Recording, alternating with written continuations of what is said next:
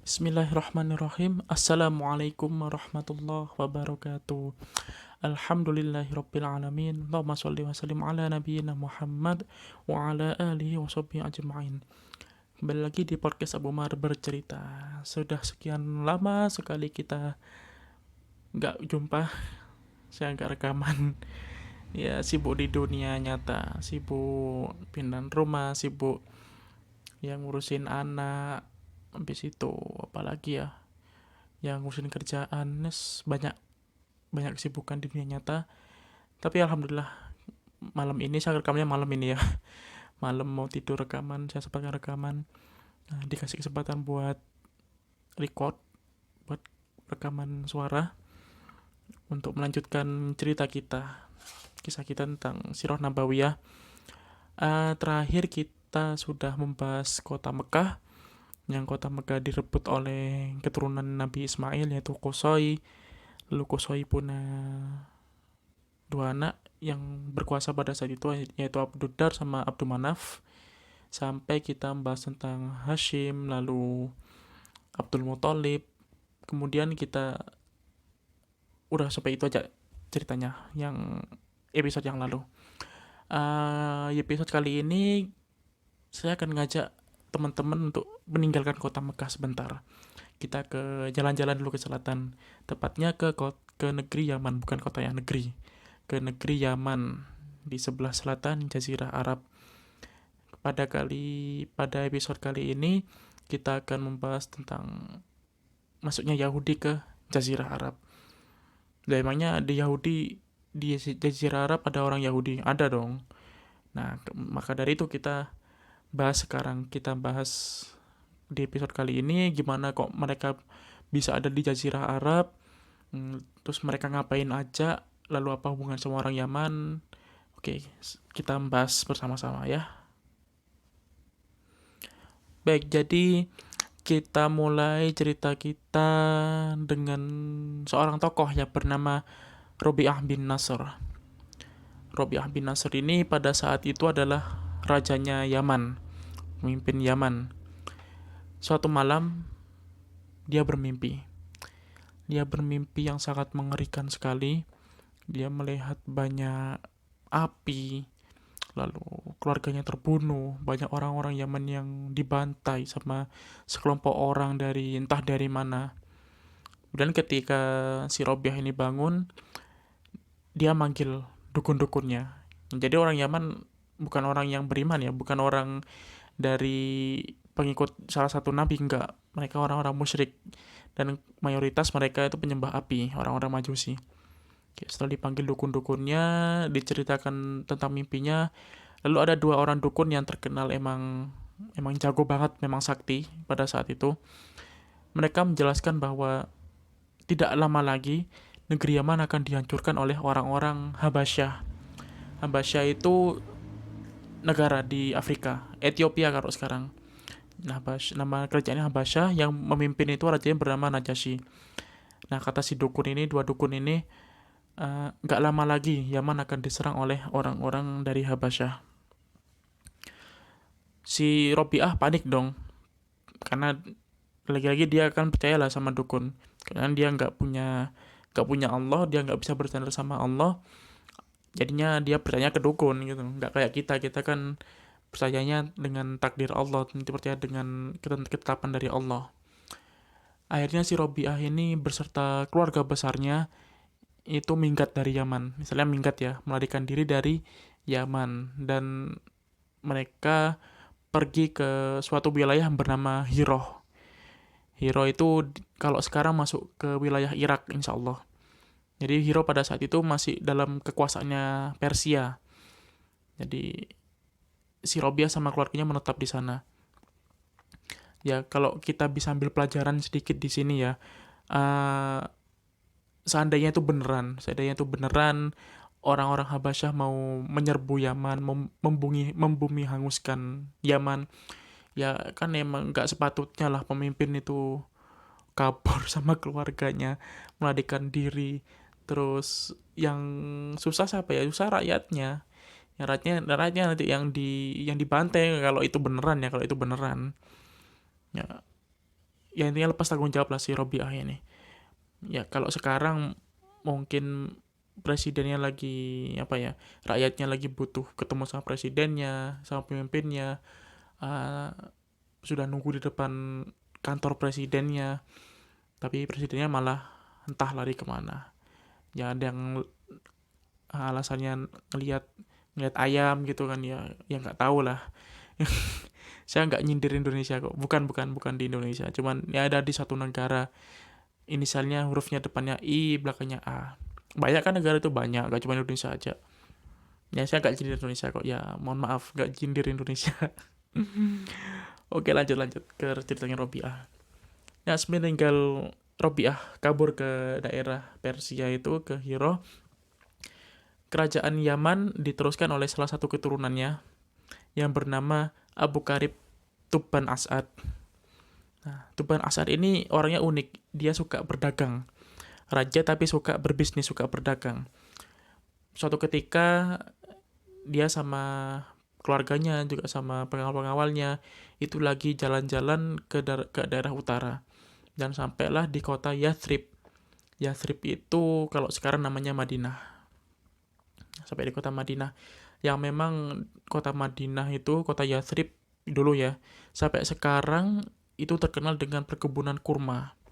Jadi kalau teman-teman lagi umroh atau lagi haji dan mampir ke Madinah, itu banyak banget kebun-kebun yang diwakafkan. Jadi teman-teman bisa makan sepuasnya di situ, makan kurma ya. Ya emang diwakafkan, dan memang pertanian kurma di situ memang maju banget lah. Nah, si Tuban As'ad ini tertarik buat apa ya, berdagang di Madinah. Jadi dia ngutus salah satu putranya untuk tinggal di Madinah, diberikan kebun kurma, disuruh berbisnis di sana. Suruh bertani, suruh jualan kurma, dipasarin lah anaknya di sana. Setelah itu mereka balik ke Yaman. Tapi anaknya tetap di situ ya. Nama anaknya saya nggak nemu namanya siapa. Ya mungkin karena ya keterbatasan saya lagi dalam mencari informasi. Kalau teman-teman ada yang tahu nama anaknya siapa, ya silakan komen di Instagram kami. Selang berapa waktu, si Tuban As'ad ini dengar kabar kalau anaknya itu dibunuh di Madinah. Mati dibunuh.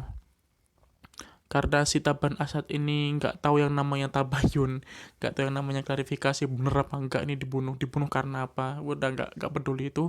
Yang jelas dia marah besar dan dia bikin pasukan untuk apa? Untuk menyerang kota Madinah.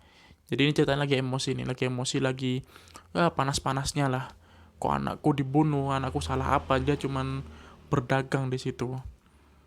Selanjutnya pasukan berangkat ke Madinah, sampailah dia di pikiran kota Madinah dan mulai menyerang kota Madinah. Maunya dia dihancurin nih kota Madinah nih. Pada saat itu Madinah juga ya ikutan perang, ya akhirnya perang mereka berdua. Ya, jadi pasukan Yaman dipimpin oleh Tuban Asad sendiri, orang Madinah dipimpin oleh panglima perangnya itu namanya Abdullah bin Tollah namanya.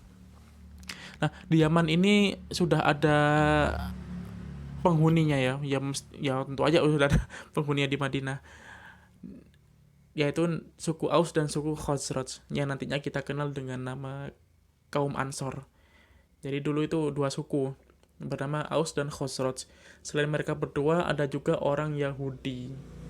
Orang Yahudi sudah masuk ke kota Madinah pada saat itu. Kalau dilihat dari timelinenya sih, ini kejadian setelah zamannya Nabi Ismail. Bahkan setelah zamannya Amr bin Luhai yang naruh berhala di sekitar Ka'bah di kota Mekah. Nah, insya Allah setelah Amr bin Luhai itulah timelinenya dari cerita ini. Ya, orang Yahudi kok bisa masuk Madinah, gimana sih ceritanya? Jadi orang Yahudi itu kan asal dari negeri Syam ya, dari negeri Syam karena Nabi Musa dulu dari Mesir hijrahnya kan ke negeri Syam, walaupun di situ ada banyak polemik yang orang-orang Bani Israel nggak mau masuk negeri Syam lah, nggak mau ini, nggak mau itu, banyak maunya lah orang-orang Bani Israel. Tapi pada akhirnya mereka menempati negeri Syam itu. Nah, terus kenapa kok pindah ke Jazirah Arab? Yang pertama karena ada serangan dari tentara Babilonia. Babilonia itu di daerah Irak. Karena ada serangan itu, ada serangan dari tentara Babilonia, akhirnya orang-orang Yahudi terpaksa hijrah ke Khaybar pertamanya, di daerah Khaybar. Khaybar itu di sebelah utaranya Madinah. Nah, nanti di zamannya Rasulullah, di zaman dakwahnya Rasulullah SAW, Khaybar ini jadi pusatnya orang-orang Yahudi nanti dan akan diperangi oleh Nabi Muhammad dan para sahabatnya. Lalu yang kedua, penyebab kedua adalah invasi dari kerajaan Romawi.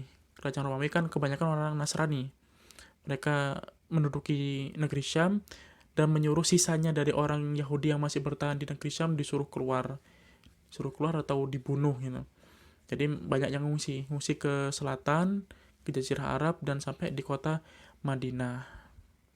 Selain itu mereka juga punya alasan tersendiri kenapa kok mereka milih Madinah atau Yathrib ini untuk dijadikan tempat hijrah. Nanti kita jelaskan kenapa alasannya. Oke, jadi di Madinah ada dua suku Arab asli tadi ya, suku Aus dan suku Khazraj. Ini orang Arab asli. Kemudian suku Yahudinya ada 3 di Madinah itu. Ada Qainuqa, ada Nadir, sama ada Quraidah. Jadi kalau di total ada 5 suku besar di Madinah itu. Dan semuanya bersatu untuk memerangi orang Yaman ini, karena ya kota yang diserang ya mereka harus mempertahankan diri lah. Tapi yang bikin Taban Asad ini bingung sekaligus heran dan kagum sama orang-orang Madinah ini. Ketika siang mereka itu bertempur habis-habisan, bertempur dengan ya sengit lah pertempuran lah. Tapi menjelang sore hari, begitu perang dihentikan untuk istirahat, orang-orang Madinah ini keluar dari benteng.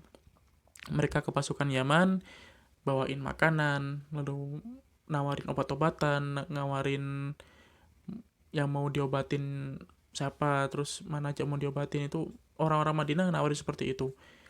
Nah, ketika besoknya, paginya mereka perang lagi. Udah masuk sore, waktu maghrib istirahat, kayak gitu lagi ditawarin, dibawain makanan, dibawain obat-obatan. Nah, ini si Taban Asad ini masih heran gitu. Heran, kagum, kok kayak gini orang-orang daerah sini, orang-orang Madinah ini. Tapi walaupun begitu dia masih masih dongkol dalam hatinya itu, karena ya itu emosi anaknya dibunuh tanpa sebab. Akhirnya ketika sudah berkecamuk beberapa hari perangnya, keluarlah 2 orang pendeta Yahudi dari kota Madinah. Keluar dan menemui Taban Asad. Diajak ngobrol, ditanyain maksudnya ngapain kesini, kok nyerang kota Madinah ini ngapain. Nah, Taban Asad ya menjawab, lah anakku dibunuh di sini. Ya aku marah, aku mau menghancurkan kota ini. Kemudian kata 2 pendeta Yahudi tadi bilang, kamu nggak akan bisa ngancurin kota ini. Taban Asad tambah bingung loh. Kenapa nggak bisa? Pasukanku lebih banyak daripada pasukan yang ada di kotamu. Kenapa nggak bisa? Katanya orang Yahudi ini, yang perhatikan ya, ini kata-katanya orang Yahudi. Dan ini pendeta loh ya. Pendeta itu sama kalau di Islam itu seperti syekhnya orang Yahudi. Dia itu bilang, karena di kota ini nanti akan hijrah nabi terakhir yang sudah dijelaskan dalam kitab kami, kitab Taurat. Orang Yahudi tahu kalau Nabi Muhammad adalah nabi terakhir dan akan hijrah ke kota Madinah. Mereka tahu loh. Mereka tahu tapi nggak mau beriman. Kenapa nggak mau beriman? Ya nanti kita jelaskan lah ketika di fase hijrahnya Nabi ke Madinah.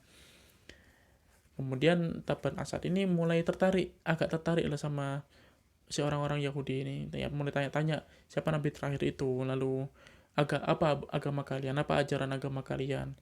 Dijelasin lah tentang agama Yahudi, tentang Nabi Musa, tentang nabi terakhir juga, tentang Allah, dijelaskan lah si Taban Asad ini.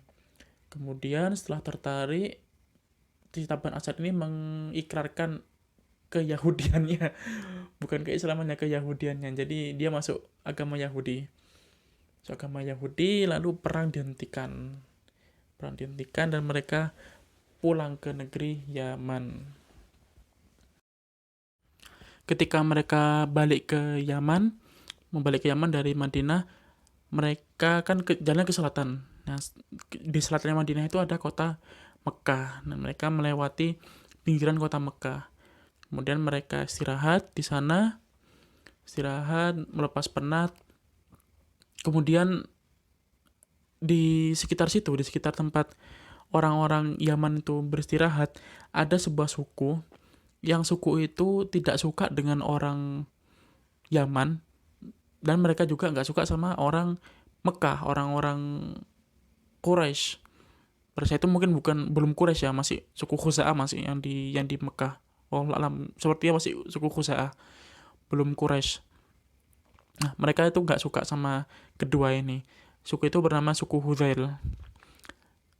Kemudian dua orang dari suku Hudzail ini menghadap ke Tuban As'ad, menghadap ke raja, lalu mereka bilang, "Hei raja, kamu mau kami kasih tahu nggak harta yang sangat melimpah, yang tidak ada yang menjaga, dan kamu bisa dengan mudah mengambilnya."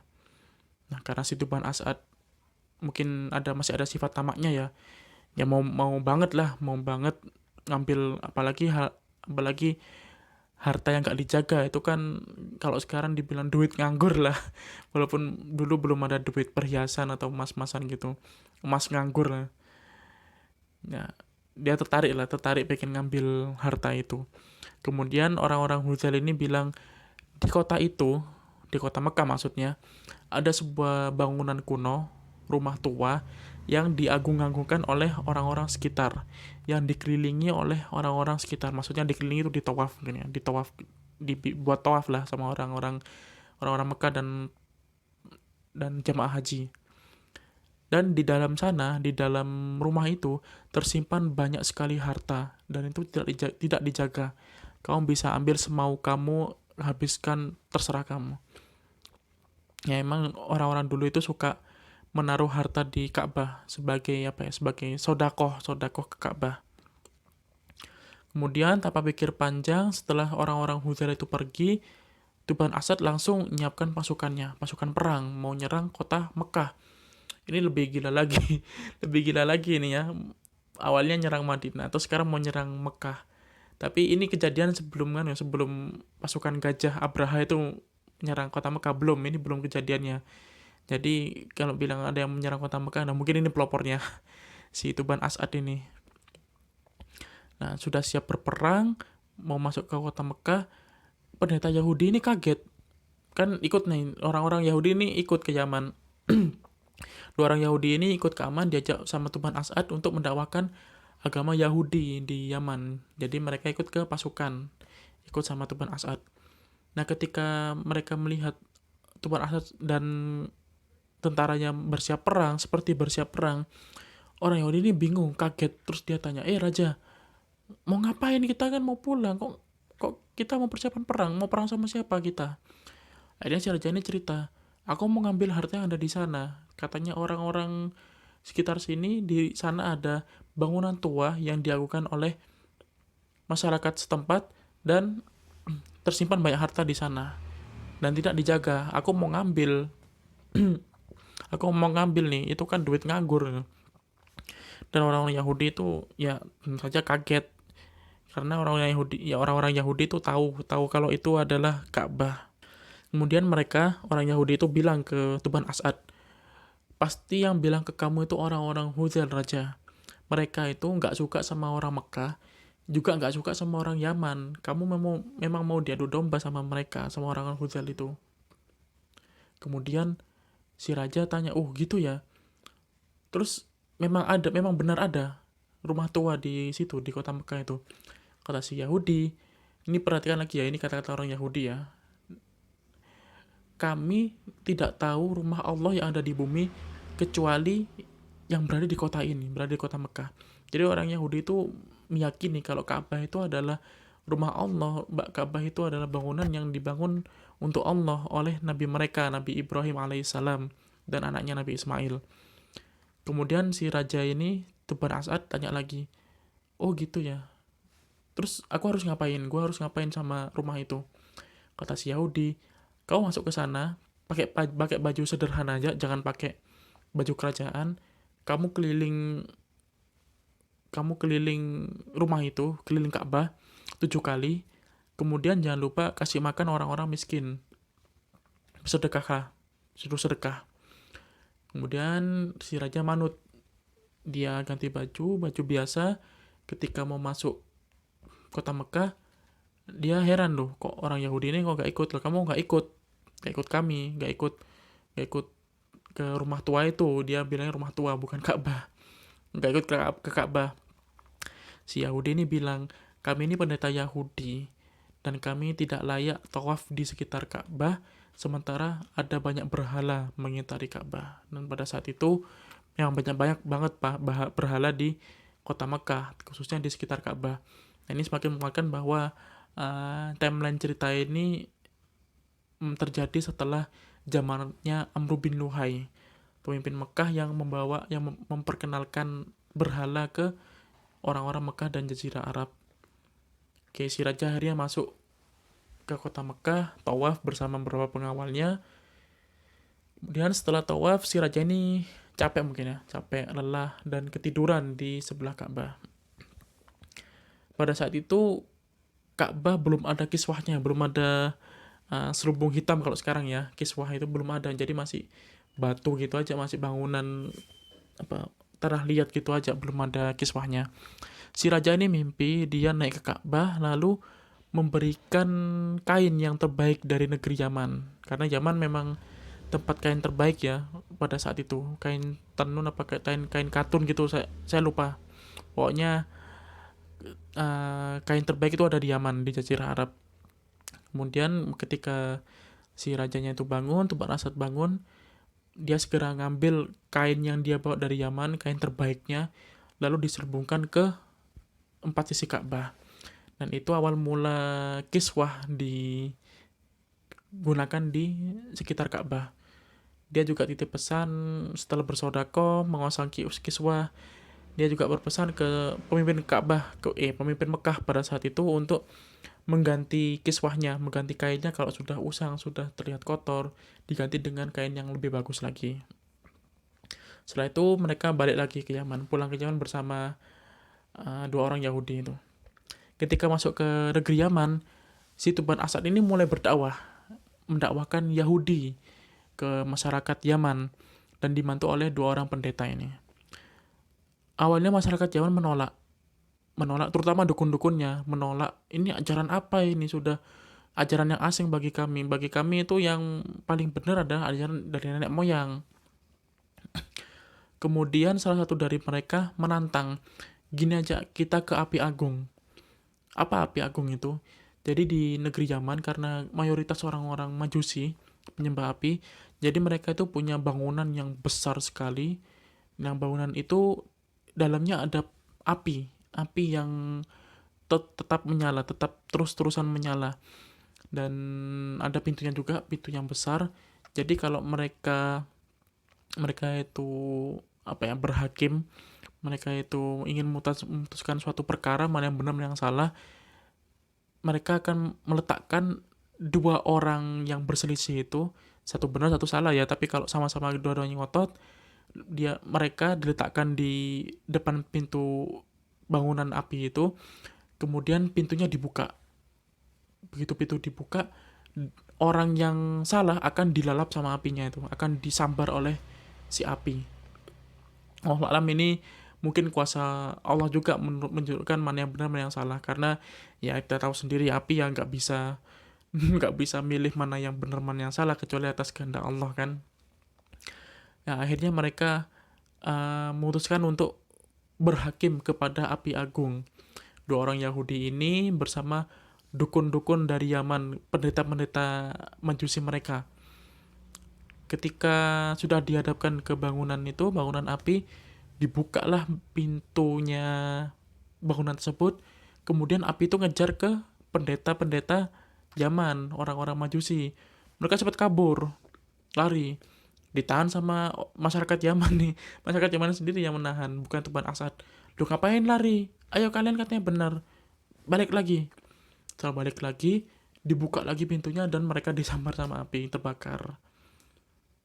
Dan mulai sejak saat itu orang-orang Yaman jadi yakin bahwa Yahudi itu agama yang benar. dan mereka menganut agama Yahudi semua, satu negeri itu. Mungkin ini perlu saya garis bawahi sedikit ya. Ya wallahu a'lam, semoga bisa diambil pelajarannya.